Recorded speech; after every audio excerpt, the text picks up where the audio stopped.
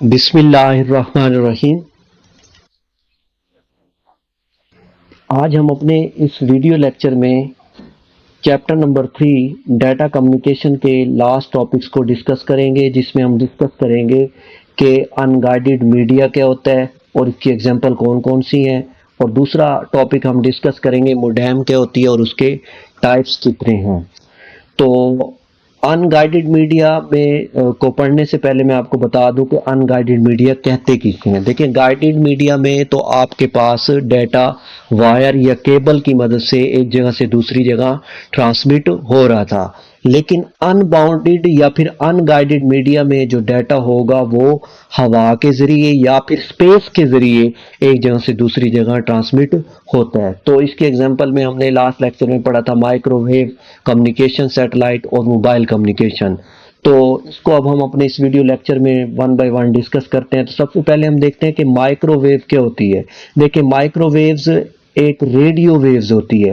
Radio waves ऐसी waves होती हैं जो कि शॉर्ट डिस्टेंस पर भी डाटा को ट्रांसमिट कर सकती हैं, सेंड या रिसीव कर सकती हैं, या फिर लॉन्ग डिस्टेंस पर भी डाटा को सेंड और रिसीव कर सकती हैं। अब डाटा हो सकता है या फिर आपकी कोई वॉइस हो सकती है जिसको वो हाई स्पीड की कर सकते हैं, एक जगह से दूसरी जगह ट्रांसमिट कर सकते हैं। अब माइक्रोवेव में माइक्रोवेव स्टेशन का इस्तेमाल किया जाता है डाटा को एक जगह से दूसरी जगह ट्रांसमिट करने के लिए, और ये लाइन ऑफ साइट ट्रांसमिशन का इस्तेमाल करता है डाटा को ट्रांसमिट एक जगह से दूसरी जगह करने के लिए। तो आइए अब हम इसकी डायग्राम में देखते हैं। माइक्रोवेव स्टेशन को इस्तेमाल किया जाता है लॉन्ग डिस्टेंस पर एक जगह से दूसरी जगह डाटा को ट्रांसमिट करने के लिए। तो अब इसकी हम एग्जांपल देखते हैं। लेकिन लाइन ऑफ साइट क्या होगा, ये बिल्कुल सीधा होगा। मिसाल के तौर पर ये माइक्रोवेव स्टेशन ए है जिसमें ट्रांसमीटर या फिर ट्रांसीवर होगा या फिर डिश या फिर एंटीना का इस्तेमाल होगा। ये माइक्रोवेव स्टेशन बी है, इसमें जो डाटा ट्रांसमिट होगा वो बिल्कुल स्ट्रेट होगा, मीन बिल्कुल ऐसे होगा।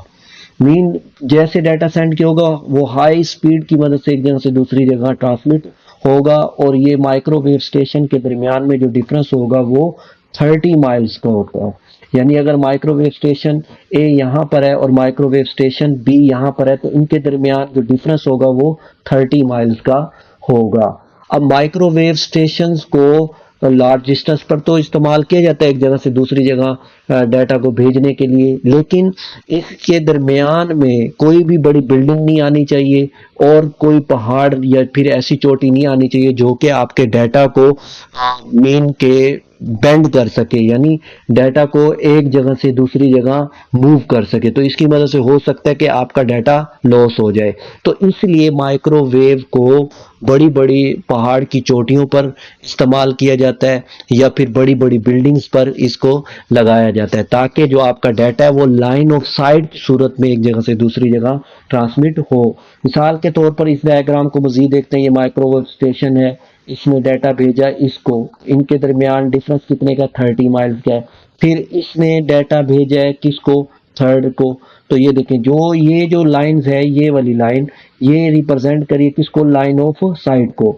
अगर इनके दरमियान में कोई भी बिल्डिंग आ गई या फिर आप कोई पहाड़ आ गया तो आपका डाटा ट्रांसमिट नहीं होगा, डाटा क्या हो जाएगा, बेंड हो जाएगा। बेंड मीन डाटा मूव कर जाएगा।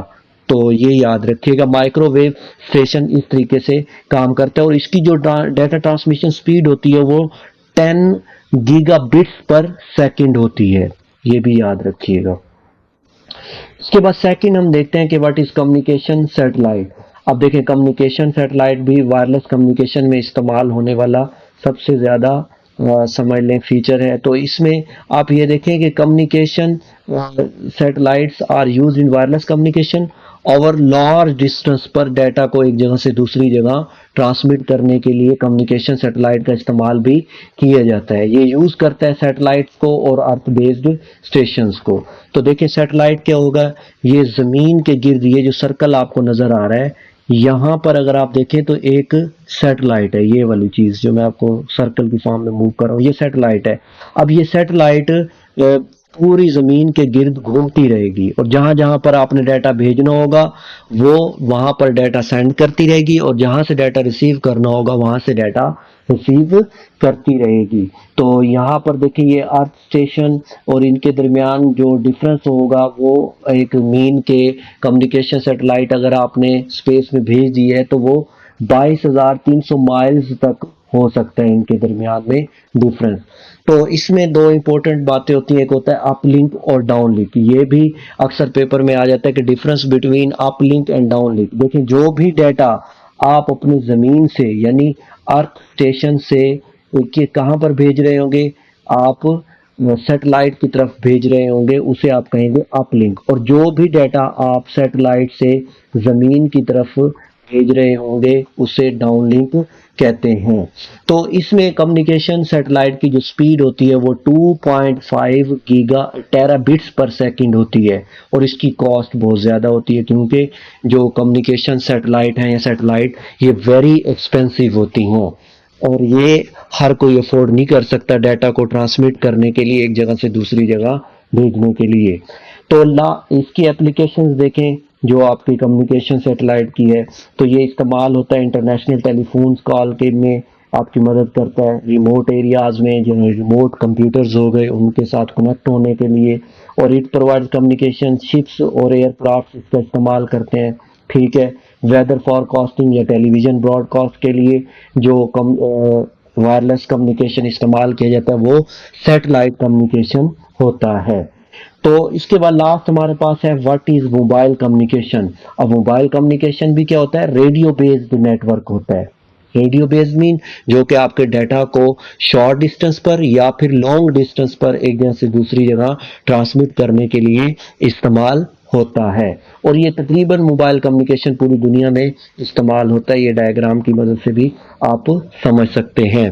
तो इसकी एग्जांपल आप समझ लें, जोंग, टेलीनॉर या फिर जैज, ये जितनी भी कंपनीज हैं वो मोबाइल कम्युनिकेशन की कैटेगरी में आ जाएंगी। तो अब हम देखते हैं कि व्हाट इज मोडेम। मोडेम क्या होता है ये अब हम देखते हैं और इसकी वर्किंग फीचर्स और इसकी टाइप को अब हम डिस्कस करेंगे। तो मोडेम मीन मॉड्यूलेटर और डी मॉड्यूलेटर, ये एमसीक्यूज आता है, ये याद रखिएगा। और ये कम्युनिकेशन डिवाइस है, मीन के आपके डाटा को सेंड और रिसीव करने के लिए आपके पास मोडेम घर में लगा होना ज़रूरी है क्योंकि ये डाटा को कन्वर्ट करती है डिजिटल टू एनालॉग या एनालॉग टू डिजिटल। अब सेंडर के पास भी मोडेम का इंस्टॉल होना ज़रूरी है और जबकि रिसीवर के पास भी ये मोडेम का होना ज़रूरी है। तो अब हम इसकी वर्किंग देखते हैं कि डायलॉग मोडेम किस तरीके से काम करती है। तो डायलॉग मोडेम मीन मॉड्यूलेटर या मॉड्यूलेशन या फिर डी मॉड्यूलेशन। देखिए आपने इसकी वर्किंग को समझना है तो इस डायग्राम पर फोकस करें। ये स्पोर्ट सेंडर है और ये रिसीवर है, ठीक है जी। अब इस कंप्यूटर ने कुछ फाइल या फिर डाटा भेजना है। अब ये कंप्यूटर जो काम कर रहा है वो 0 और 1 की फॉर्म में काम कर रहा है, ठीक है। जैसे ही डाटा सेंडर भेजेगा तो जो 0 और 1 की फॉर्म में होगा वो कन्वर्ट हो जाएगा। जब टेलीफोन लाइन का इस्तेमाल करेगा या मोडेम से टकराएगा तो वो एनालॉग की फॉर्म में कन्वर्ट हो जाएगा। यानी जब यहाँ पर आएगा तो सपोज यहाँ से जब डाटा ट्रेवल करके यहाँ पर आया तो वो डाटा किस में कन्वर्ट हो जाएगा, आपके एनालॉग फॉर्म में कन्वर्ट हो जाएगा। और एनालॉग कन्वर्ट फॉर्म में कन्वर्ट होने के बाद वो डाटा ट्रेवल करते करते करते करते जब इस मोडेम से दोबारा आकर टकराएगा तो वो कन्वर्ट किस में हो जाएगा, दोबारा 0 और 1 की फॉर्म में कन्वर्ट हो जाएगा और फिर इस कंप्यूटर को वो रिसीव हो जाएगा। देखें जब आपका डाटा डिजिटल टू एनालॉग होता है तो इसे आप कहते हैं मॉड्यूलेशन, और जब आपका डाटा एनालॉग से डिजिटल की फॉर्म में कन्वर्ट होता है तो इसे आप क्या कहते हैं, डी मॉड्यूलेशन कहते हैं। और यही आपकी वर्किंग है। जो आपकी टेलीफोन लाइंस होती हैं ये मोस्टली एनालॉग सिग्नल का इस्तेमाल करती हैं।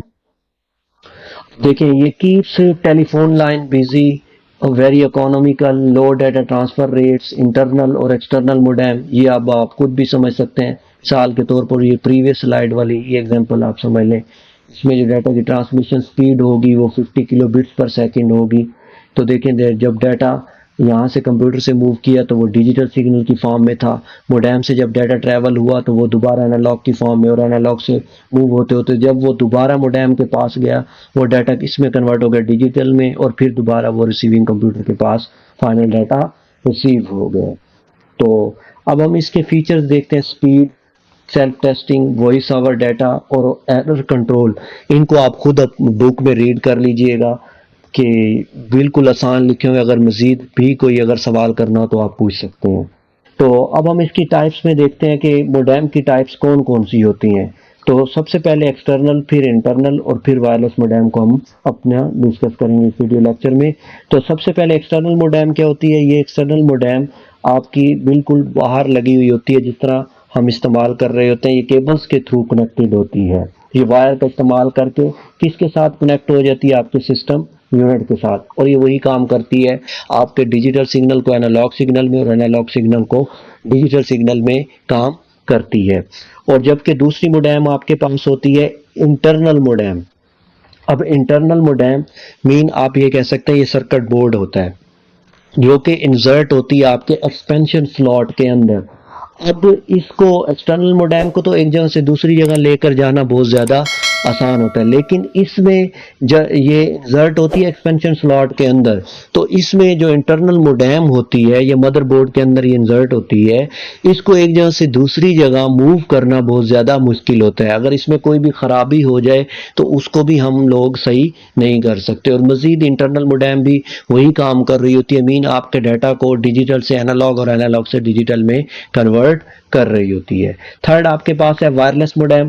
वायरलेस मोडेम एंटीना का इस्तेमाल कर रही होती है, जिसकी वजह से आपका डाटा एक जगह से दूसरी जगह मेन ट्रांसमिट हो रहा होता है। और इसमें वायरलेस मोडेम में आप ईथरनेट केबल का इस्तेमाल करके भी इंटरनेट का इस्तेमाल अपने लैपटॉप या फिर पीसी पर कर सकते हैं। तो एंटीना की मदद से ये सिग्नल को कैच करती है, जिसकी मदद से वायरलेस मोडेम यानी विदाउट केबल के मोडेम होती है, डाटा सेंड और रिसीव करने में मदद देती है। तो मैं उम्मीद करता हूं कि जितना मैंने पढ़ाया वो आपको समझ आ गया होगा। अगर मज़ीद भी आपने कोई सवाल करने हो तो आप मुझे इंडिविजुअल टेक्स्ट करके पूछ सकते हैं।